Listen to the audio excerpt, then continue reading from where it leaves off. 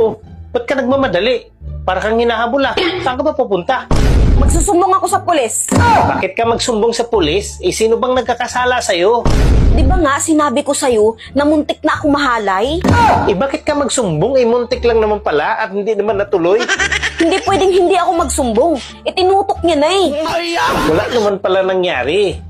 Itinutok lang naman pala at hindi naman natuloy, kaya pagpasensyahan mo na. Hindi pwede. Magsusumbong talaga ako. Alam mo, pag nagsusumbong ka, kaso yan. Masakit lang sa ulo yan. Kaya tinutok lang naman pala, baka hindi ka pa nga nasagi eh. Hindi naman natuloy. Kaya nga ako magsusumbong eh. Bakit itinutok lang at hindi tinuloy?